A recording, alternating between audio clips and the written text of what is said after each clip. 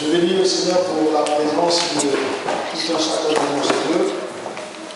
Et c'est toujours un honneur et une joie, alléluia, de venir parler de la part du Seigneur au sein de l'Église Célèbre. Pour ceux qui ne me connaissent pas, je suis l'évangéliste Chancel Macosso. Et marié à une charmante épouse. Amen. Madame Macosso, MBC Adélaïde Marie Gisèle. Alléluia. Amen. Je ne veux pas faire l'historique de mon parcours, mais j'aimerais que vous puissiez comprendre une chose, que mon bonheur a commencé dans cette église. Parce que c'est dans cette église que j'ai été consacré par l'apôtre Oli. Si la diaconesse Amélie peut se rappeler, je l'avais fait une promesse. Comme je n'oublie jamais, Dieu m'a fait cette grâce-là d'avoir une tête qui n'oublie jamais. Je l'avais dit. Elle va se rappeler. Voilà. Je l'avais dit une chose. Que beaucoup de gens sortiront du ministère certainement de l'apôtre. Et moi, mon défi, ce serait ceux-là qui ira loin dans le monde pour parler de Dieu. Amen. Alléluia. Et ce défi-là, et je crois que les gens pouvaient me traiter de prétentieux. Je me rappelle encore, avec la sœur Natacha et le pasteur Gisela. Je leur avais dit une chose, avant que je sois évangéliste. Je leur avais dit, je suis une étoile partout, elle brille. Amen. Ils m'ont causé des problèmes. Alléluia. Ils m'ont causé des problèmes. Est-ce que vous me comprenez? Ah ouais. Et je bénis le Seigneur pour la grâce qu'il m'a fait dans ce ministère. Je continue de parler pour lui, c'est une responsabilité. Sans plus tarder, nous allons parler d'un thème, je crois que vous avez l'habitude déjà d'aborder, c'est sur l'onction. Et l'apôtre, quand il m'envoie le message, le texte dit l'onction qui rend capable. Ah! J'ai dit non. On a eu à préparer le message de ce message-là. J'ai dit à ma femme, comment l'onction qui rend capable? J'ai envoyé un texto, il n'a pas répondu. Alléluia. Donc aujourd'hui, nous allons parler de l'onction qui rend. Donc il faut savoir qu'il y a des onctions qui ne rendent pas. Alors, j'aimerais que quelqu'un puisse vous faire la lecture dans Luc chapitre 4. Nous voulons d'abord comprendre, c'est ça que vous avez tellement défini l'onction. Chacun de vous, si j'ai des mots, on va me donner la définition de l'onction. Mais j'aimerais que nous puissions savoir le but de l'onction. Parce que c'est ça le problème. Le problème, si tu ne connais pas le but de ce que tu veux, Dieu ne pourra pas te le donner. Luc chapitre 4, verset 18. Je lis la parole du Seigneur. Nous rendons grâce à Dieu. L'Esprit du Seigneur est sur moi, parce qu'il m'a consacré par onction. Parce qu'il m'a consacré. Il m'a consacré par l'onction. Pour annoncer la bonne nouvelle. Pour annoncer la bonne nouvelle. Donc le premier but de l'onction, c'est quoi? Alléluia. Continue mon frère. Pour annoncer la bonne nouvelle aux pauvres, il m'a envoyé pour guérir ceux qui ont le cœur brisé. Alléluia. Continue. Pour proclamer aux prisonniers la délivrance et aux aveugles le recouvrement de la vue. Pour renvoyer libres les opprimés, pour proclamer une année de grâce du Seigneur. Amen. Alléluia. L'onction a un but. Jésus dit l'Esprit du Seigneur m'a oint. J'ai été consacré pour annoncer.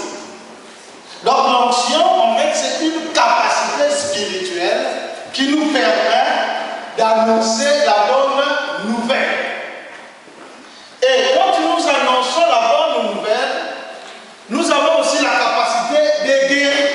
C'est la parole qui guérit. il a envoyé sa parole et sa parole guérit. C'est cette bonne nouvelle qui guérit. Or, le problème, nous ne connaissons pas l'utilité de l'onction. Nous demandons ce que nous ne savons pas. C'est pour cela que nous n'avons pas l'onction. L'onction est différente des dons naturels que nous avons. Alléluia. Tu peux avoir les dons. Dieu te donne les dons. Nous naissons avec Dieu, nous a dotés. Tu peux bien parler, tu as l'option, tu peux bien chanter. Mais si tu n'as pas l'onction qui fait la différence, tu parleras, tu chanteras, les hommes avec les sentiments, ils seront heureux, ils vont danser. Mais or, l'onction a pour objectif de toucher le cœur.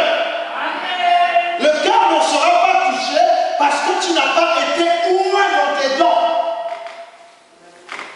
Alléluia.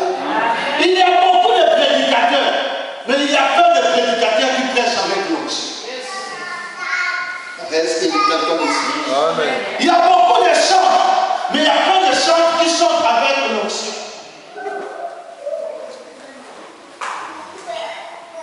Parce que l'onction brise le joug.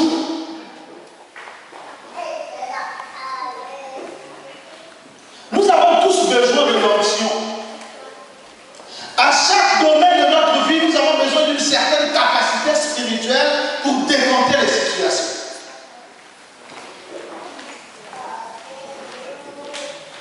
Nous cherchons que Dieu nous équipe de cette onction, mais nous ne connaissons pas les préalables pour que Dieu effectivement nous équipe. Dieu ne peut pas t'équiper pour aller faire son œuvre si déjà ta vie n'est pas d'abord une œuvre pour Dieu. Il faut que Dieu se retrouve dans ta vie pour qu'il puisse t'utiliser. Il ne peut pas utiliser un intrus.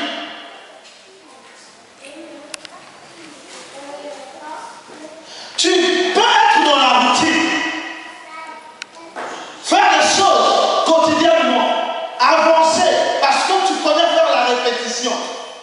Mais si l'onction n'est pas là, un jour, tu seras bloqué. Et je voudrais dire encore une chose, que Dieu n'équipe pas l'onction à n'importe qui. Ce n'est pas parce que tu traînes avec les éminents hommes de Dieu que Dieu va te donner l'onction. Alléluia. La connaissance, ça se transmet. La connaissance, quand tu te frottes avec les hommes de Dieu, tu peux la recevoir. Mais l'onction, c'est l'apanage de Dieu. C'est Dieu qui décide qui va donner l'onction, qui ne va pas donner l'onction.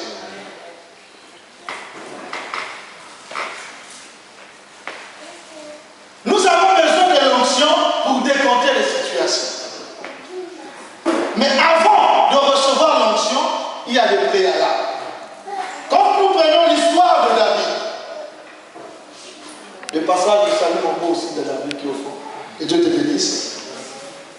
Quand nous prenons l'histoire de David, et même quand nous prenons l'histoire de Jésus, vous allez remarquer une chose. Quand Dieu va dire à Samuel que jusqu'à quand tu vas pleurer, c'est dans 1 Samuel chapitre 16. Quand Dieu va dire à Samuel, jusqu'à quand tu continueras toujours à pleurer pour Saül, parce que j'ai décidé de ne plus le faire confiance, de ne plus qu'il dirige plus ma nation. Il dit, prends ta coupe, va dans la maison d'Isaïe, tu vas oindre un roi. Alléluia. Dieu envoie Samuel parce qu'il y a un objectif à terre. Et quand Samuel arrive dans la maison d'Isaïe, dès qu'il a vu Abinadab, il a dit, certainement celui-là, c'est le roi. Pourquoi? L'apparence d'Abinadab, peut-être qu'il avait l'habitude de côtoyer les grands qui savaient parler, qui savaient diriger, peut-être qu'il avait un grand poste, je ne le sais pas. Mais dès que Samuel l'a vu, il a dit, ça c'est le roi. Pourquoi? Parce que Abinadab passait son temps à soigner son paraître, comme nous avons l'habitude de faire. C'est-à-dire que nous paraissons au lieu d'être. Quand on nous voit, nous sommes tous les saints, nous avons hérité le royaume rien que par le regard. Mais au plus profond de nous, il y a la garde, il y a des blessures intérieures qui parfois qui nous empêchent d'accéder dans la sainteté. Alléluia. Et Samuel a dit, ça c'est le roi. Et même quand ils arrivent à prendre ses enfants, il va oublier un. Je ne sais pas, c'est pas oublié. Hein. Il savait, quand il voyait David, avec l'odeur qu'il dégageait, parce qu'il passait son temps, son quotidien était la bergerie, l'odeur qu'il dégageait, même si on le lavait, le nettoyait avec du cachet, l'odeur devait toujours rester. Et ça devait empêcher peut-être le prophète de faire son œuvre. Nous, on a dit, toi, reste là où tu as l'habitude d'être. C'est-à-dire qu'on a dit, reste dans ton quotidien de bergerie, où tu ne vois personne, tu ne côtoies que des animaux. Je ne sais pas quel est ton quotidien. Mais j'aimerais dire à quelqu'un, Dieu ne peut que oindre quelqu'un qui est dans l'isoloir. La bergerie de David était son isoloir. C'est pour cela que le terme que je veux définir avec vous, c'est de l'isoloir à la conquête. Amen. Tu ne peux pas conquérir sans être dans l'isoloir. L'isoloir, c'est cet endroit intime. Ces moments difficiles que tu es en train de traverser, c'est là où Dieu commence à te façonner. Amen. Parce que nous, comme des hommes, nous aimons paraître, mais Dieu veut t'isoler, d'abord pour te donner une forme. L'isoloir pour Adam et Ève, c'était Éden. Il a dit à Adam et Ève, je te mets en Éden pour que tu cultives et que tu gardes. Dans l'isoloir, Dieu permet que tu cultives une relation avec lui, tu conserves ton salut. Parce que ce sont des choses qui sont importantes pour lui. Avant que tu ailles conquérir, Dieu veut que d'abord ton salut soit acquis. Avant que le monde te reconnaisse, Dieu veut que d'abord le ciel te reconnaisse. Amen. Mais tu ne peux pas aller conquérir tant que ton nom n'est pas inscrit au ciel. Or, c'est ce que nous croyons. Nous avons fait de ce qui est secondaire une priorité. Alors la Bible dit, cherchez premièrement le royaume et la justice de Dieu. Nous voulons aller conquérir sans une intimité avec Dieu. C'est pour cela que nous ne réussissons pas. Nous ne réussissons pas simplement parce que quand il s'agit maintenant de lever la voix pour prier pendant peut-être 1 million de heures, nous ne pouvons pas parce que nous n'avons pas cette intimité. D'où le ciel devient une valeur sûre. Avec Dieu, il n'y a pas de hasard. Dieu ne peut pas oindre quelqu'un hasardeux. Abinadab et les restes des frères de David, ils n'avaient aucune intimité avec Dieu. Ils n'avaient aucune expérience avec Dieu. Ils allaient peut-être à l'église, mais il n'y avait rien qui les liait avec Dieu. Et Dieu a dit, toi, vous les hommes, vous regardez à l'apparence. Mais moi, je regarde le cœur. Dieu ne peut que voir quelqu'un qui a un cœur disposé. Amen. Si tu n'as pas un cœur disposé, n'aspire même pas à l'onction. Parce que tu ne l'auras pas.